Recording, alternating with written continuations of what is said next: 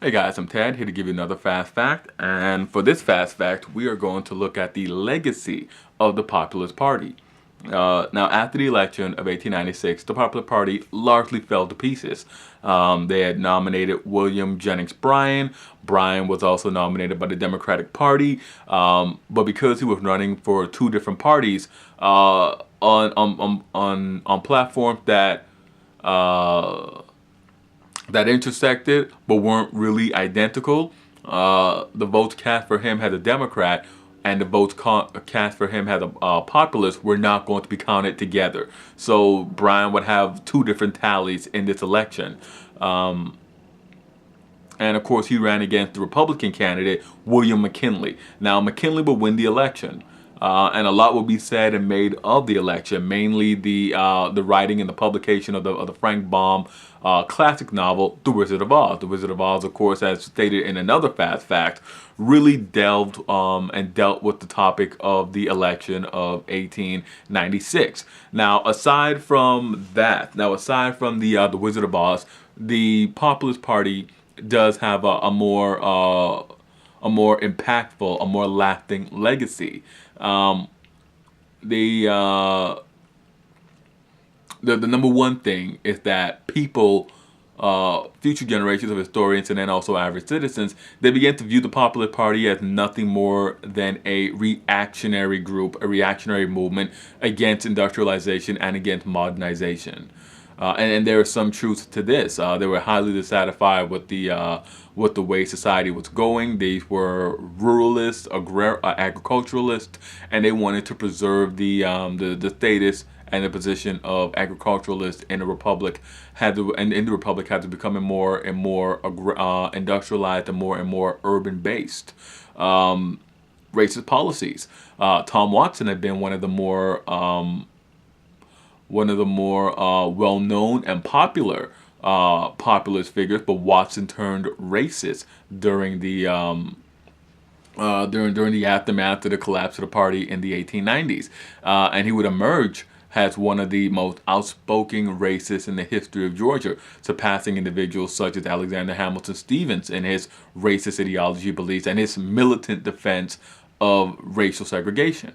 Um, Many people state that the Populist Party they exhibited this anti-Semitism, anti-Catholicism, and this real peculiar penchant for promoting conspiracy theories. Conspiracy theories like the crime of 1873. Um, and of course, William Jennings Bryan. Bryan will go on to distinguish himself as running for president on a number of occasions.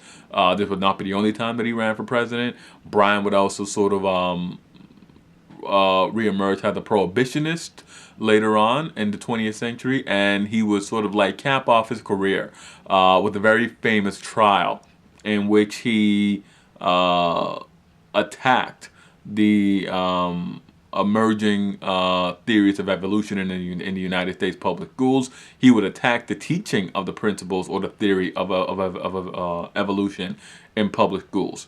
Um, and of course, the populist legacy lives on in the political movements of the early 20th century. Um, the direct election of senators and the direct income tax, the graduated income tax, were both in the populist initiatives that were put on the federal law books in years the years of the early 20th century, in the first quarter of the 20th century, and really the first 20 years of the 20th century. These became federal amendments to the Constitution, and we live with them as reality today. In the 1930s, as the nation was going through the Great Depression, Jacob Coxey's idea for a federal works program was adopted by the New Dealers. Franklin Roosevelt's federal works, public works programs, and so forth, the Public Works Administration, they were all taken from Jacob Coxey's platform. Jacob Coxey, who planned the March on Washington, the first ever March on Washington, and was arrested and his followers were detained.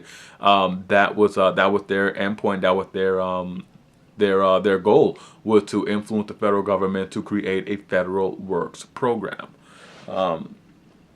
So the legacy very much impactful, and one of the reasons that their legacy is sort of not really maligned.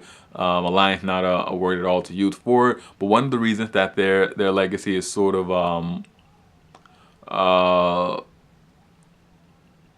not really presented or not really understood or known is because the Populists primarily were an agrarian. They were a rural movement. They were the last rural movement to really take hold in America. From now on, all reform movements will be urban based.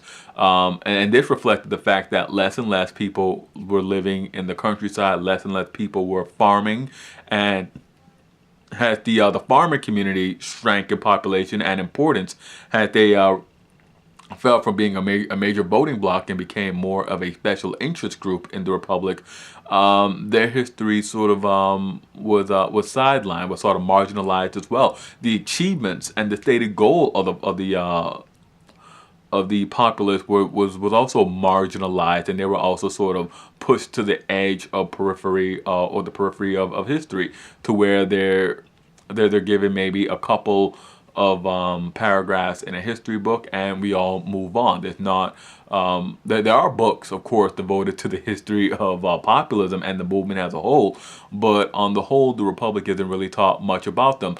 Instead, the plight of industrial workers is really told, and has its emerging the plight of African Americans during this time is being told more and more, and this is leading to well, they were almost immediately had their movement collapse. They were marginalized, but even now in this era in which we're going back and we're reevaluating which groups and who are really important in our history. The populism still sort of fall by the wayside, because their main impact, their main goals really weren't adopted. A few of them were, but largely the movement failed, and so they suffer from the fact that they weren't really that successful in displacing a national party. And that'll do it for our fast fact. It was actually kind of a long fact. But hit like, subscribe, and comment, and let me know what you guys think about the legacy of the Populists. And as always, I'm Ted, and I'll see you guys next time for another fast fact.